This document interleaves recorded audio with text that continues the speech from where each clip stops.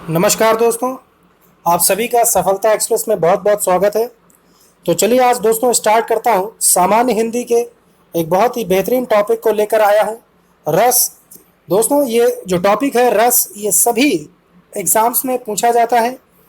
आपका यूपीएसआई हो, लेखपाल हो या किसी भी अन्य एग्ज़ाम में, सभी में हिंदी तो समान ही होती है। तो चलिए आज स्टार्ट करता हूँ रस, जिसका पहला भाग लेकर उपस्थित हूँ। दिस इज़ अनादि मिश्रा। तो जिन्होंने अभी तक चैनल सब्सक्राइब नहीं किया है तो दोस्तों चैनल सब्सक्राइब कर लें और बेल आइकन को प्रेस कर दें। देखिए दोस्तों, जो रस है आपका, देखिए इसको बहुत अच्छे से समझ लीजिए दोस्तों।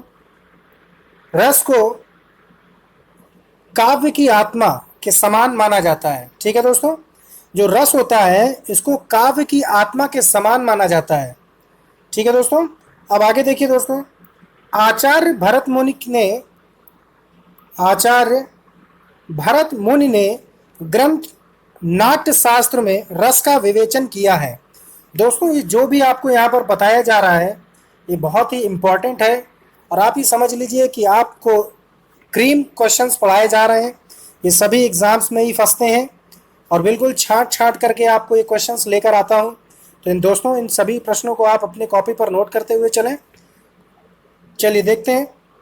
आचार्य भरत मुनि ने ग्रंथ नाट्य शास्त्र में रस का विवेचन किया। दोस्तों प्रश्न कभी कभी आपसे पूछ लेता है कि नाट्य शास्त्र का या रस का जो विवेचन है वह किसके द्वारा किया गया या किस पुस्तक में या किस ग्रंथ में किया गया। ठीक है, तो आपको मालूम चल गया कि आचार्य भरत मुनि ने किया है और जो ग्रंथ है वो है आपका नाट्य शास्त्र। अब आगे देखते हैं दोस्तों। रस के 4 अंग माने जाते हैं। दोस्तों जो रस होता है उसके 4 अंग होते हैं। वो कौन कौन से होते हैं? पहला होता है स्थायी भाव, दूसरा विभाव, तीसरा अनुभाव और चौथा संचारी भाव। दोस्तों देखिए, जो संचारी भावों की जो संख्या होती है वो होती है 33। ठीक है दोस्तों, अब आगे देखिए। आपके रस, आपके जो रस होते हैं वो होते हैं 9। अब देखते हैं कौन कौन से रस हैं। देखिए रस हो गया, यहाँ पर हो गया स्थायी भाव। पहला रस कौन सा है? श्रृंगार रस, दूसरा है रौद्र और तीसरा है अद्भुत। अब देखिए जो सबसे महत्वपूर्ण इसमें होता है वह आपका ये है कि श्रृंगार रस का स्थायी भाव कौन सा है? तो वह है आपका है रति। प्रश्न इसी प्रकार से आता है कि श्रृंगार रस का स्थायी भाव कौन सा है? तो वह है आपका रति। अब देखिए रौद्र का क्या होता है? क्रोध। अद्भुत का आश्चर्य या विस्मय। दोस्तों ये जो वीडियो है ये पहला वीडियो है रस का। इसके जो आगे आएगा वीडियो उस पर हम आपको पूरा विस्तृत से, फिर उसके बाद इसके सभी जो क्वेश्चंस बनते हैं वो सब लेकर आएंगे। तो आप इत्मीनान से देखिए और पूरा वीडियो देखिए, तभी आपको समझ भी आएगा। देखिए आगे, अभी देखिए जो आगे जो रस आ रहा है आपका वह है आपका भक्ति रस। इस पर जो आपका बनता है स्थायी भाव वह आपका है देवरति यानी अनुराग। ठीक है, ये दोनों एक ही है, दोनों समान है, इसीलिए यहाँ पर स्लैश लगा हुआ है दोस्तों। ठीक है दोस्तों, अब देखिए वात्सल्य। वात्सल्य का जो स्थायी भाव होता है वह आपका होता है वात्सल्यता। ठीक है दोस्तों, अब आगे देखिए शांत। शांत का जो है आपका स्थायी भाव वह क्या है? वह है आपका है निर्वेद या फिर निवृत्ति। ठीक है दोस्तों, अब आगे देखते हैं विभत्स। विभत्स का जो आपका होता है स्थायी भाव वह है आपका जुगुप्सा। ठीक है दोस्तों, ये सभी बहुत वेरी वेरी इंपॉर्टेंट है दोस्तों। आप ये समझ लीजिए ये वेरी वेरी इंपॉर्टेंट प्रश्न है। ये सभी क्वेश्चंस आपके एग्जाम्स में आते हैं, सभी तरह के एग्जाम्स में पूछे जाते हैं दोस्तों। ठीक है, तो चलिए देखते हैं आगे। देखिए जो आगे जो आपका करुण रस है वह आपका स्थायी भाव उसका होता है शोक। ठीक है दोस्तों, करुण तो शोक होगा। ठीक है, अब आगे देखिए हास्य रस। हास्य रस का जो आपका स्थायी भाव होता है वह होता है आपका हास। आगे देखिए वीर रस। वीर रस का जो होता है उत्साह। दोस्तों इसका विस्तृत वीडियो अगले नेक्स्ट वीडियो में आपको बिल्कुल पूरा विस्तृत बताऊंगा। ये अभी आपको बिल्कुल एक तरह से ये समझ लीजिए कि आपको हाइलाइट्स या हिंट्स दे रहे हैं कि किस प्रकार से आप समझेंगे कि रस कितने होते हैं और उसके रस कितने प्रकार के हैं। ठीक है दोस्तों, आगे देखिए भयानक रस।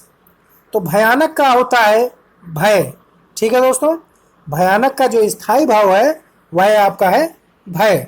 आगे देखिए दोस्तों, अब देखिए बहुत अच्छे से समझिए दोस्तों, जो रसों की संख्या मानी जाती है वह होती है आपकी 9।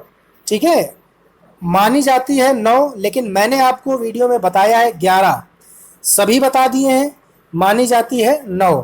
अब आगे देखते हैं कि आचार्य भरत मुनि ने रसों की संख्या जो मानी है वह 8 मानी है। दोस्तों प्रश्न आपके इस प्रकार से बनते हैं कि आचार्य भरत मुनि के द्वारा कितने रसों को बताया गया है। ठीक है, कितने रसों की उनकी संख्या कितनी है आचार्य भरत मुनि के अनुसार, तो वो आपका दोस्तों है 8। ठीक है दोस्तों, इस प्रकार से प्रश्न पूछे जाएंगे, तो आपको बहुत अच्छे से समझना है दोस्तों।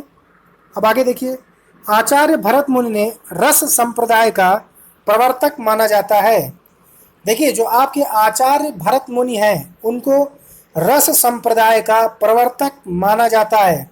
दोस्तों इसी प्रकार से प्रश्न बनते हैं कि आचार्य भरत मुनि, या इस प्रकार से बन जाएगा आपसे कि रस संप्रदाय के प्रवर्तक कौन हैं।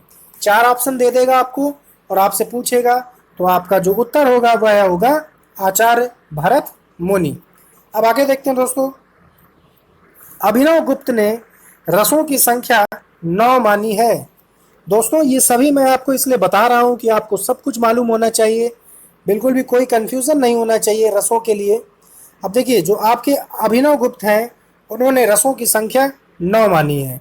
ठीक है दोस्तों, 9 ही सुपर टेट एग्ज़ाम हो या यूपी टेट एग्ज़ाम हो, इसमें इसी प्रकार से आप बनते हैं, 9 रस पूछे जाते हैं लगभग, लेकिन मैंने आपको यहाँ पर 11 रसों का उल्लेख किया है ताकि सभी एग्ज़ाम्स में आप उसको अच्छे से समझ सकें। ठीक है दोस्तों, मैं उम्मीद करता हूँ कि आप सभी को बहुत अच्छे से समझ में आ गया होगा। आप इनकी एक कॉपी बना के चलिए, जो नेक्स्ट वीडियो आपका इसको मिलेगा रसों के बारे में, तो उसमें हम पूरा विस्तृत बताएंगे आपको, स्थायी भाव भी अच्छे से समझा देंगे। ठीक है, और जो आपके रसों के अंग हैं उनको हम सबको डिस्क्राइब करेंगे। फिर जो रसों के भेद होते हैं, 9 भेद जो आपके एग्ज़ाम में पूछे जाते हैं, और जो मैंने 11 बताए हैं, तो 11 को जो है सबको डिस्क्राइब कर दूंगा। ठीक है दोस्तों, आगे देखिए दोस्तों कि जो श्रृंगार रस है, श्रृंगार रस को हम रसराज कहते हैं। ठीक है, आपका प्रश्न बनता है दोस्तों कि रसराज किसे कहते हैं, तो रसराज जो होता है वह आपका होता है श्रृंगार रस। आपसे प्रश्न दे दिया जाएगा कि रसराज है, 4 रस आपको दे दिए जाएंगे ऑप्शंस में, जैसे श्रृंगार रस, करुण रस, भयानक रस, विभत्स रस। तो आपसे पूछ लिया जाएगा इनमें से कौन सा श्रृंगार रस रसराज कहा जाता है, तो रसराज होता है आपका श्रृंगार रस।